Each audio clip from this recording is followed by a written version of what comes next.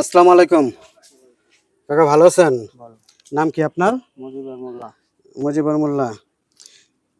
আমাদের পক্ষ থেকে আপনার একটা শার্ট গিফট করা হইতেছে। বুঝছেন?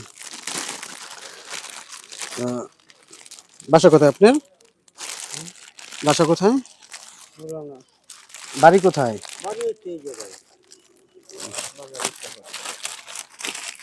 বাজার ইচ্ছা করে।